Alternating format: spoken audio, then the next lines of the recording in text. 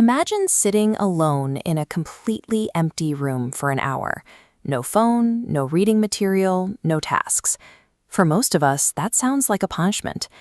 We are raised on the idea that Satan finds some mischief still for idle hands to do, making physical and mental stillness feel like a dangerous moral failure. This discomfort is an old observation. In the 16th century, the philosopher Michel de Montaigne retired to his estate to rest, only to find that his unoccupied mind behaved like a runaway horse, generating chimeras and bizarre monsters without order or purpose. Montaigne was describing the biological reality of the default mode network, or DMN. This is the web of brain regions that activates the moment we stop focusing on an external task. When the brain lacks an objective, the DMN triggers a state of restless mind wandering. It frequently defaults to negative processing, worrying about the future, ruminating on the past, and creating a baseline of mental dysphoria. Modern society's obsession with relentless productivity functions as a coping mechanism. We stay busy to escape the biological agitation of our own resting minds. This dread of empty time was famously personified in the 18th century by Samuel Johnson's character, Sober.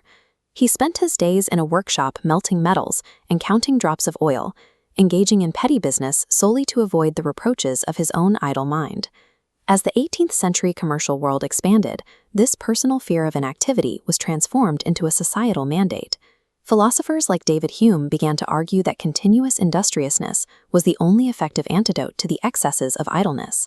The Protestant work ethic solidified this change, rebranding idleness from a personal quirk into a threat to economic progress.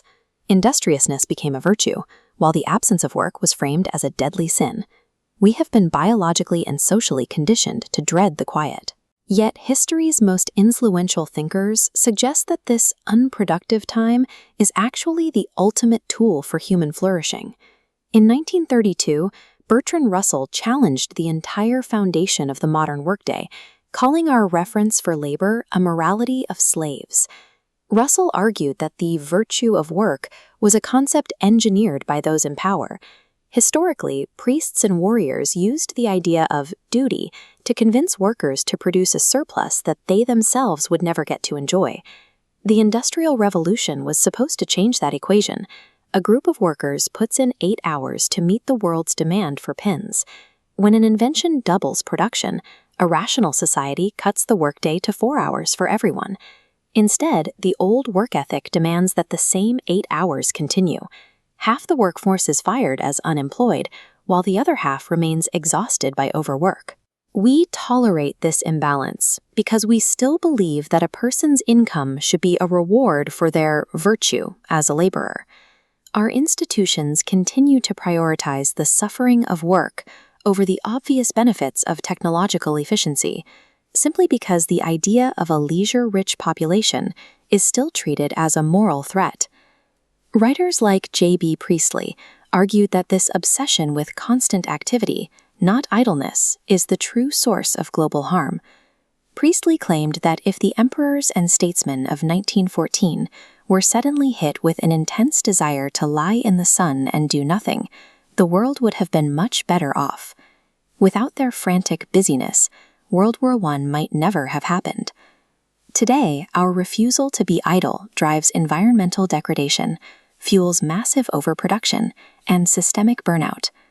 We are children who have discovered fireworks, constantly manufacturing and exploding things, because we don't know how to stop.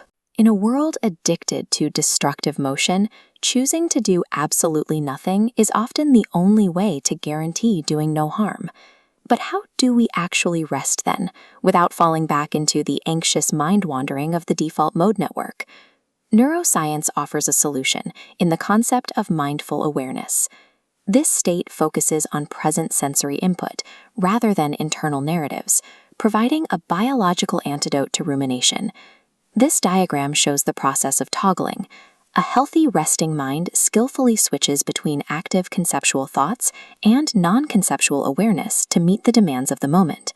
This neurological balance is the essence of the Taoist principle of Wu Wei, the practice of effortless action and being fully present in stillness. True idleness is an active, protective neurological skill. It requires training to ensure that our time away from work is restorative rather than exhausting. Throughout history, nearly all of human art, science, and philosophy were produced by a tiny leisure class, people who were unfairly privileged with the time to think. Modern technology now makes it possible to distribute leisure time justly across the entire community, rather than keeping it for the few. A 4-hour workday would grant the masses the time to pursue scientific curiosity, refine social relations, and indulge in the unutilitarian pursuits that actually build a civilization. Reclaiming the right to simply do nothing provides the essential biological and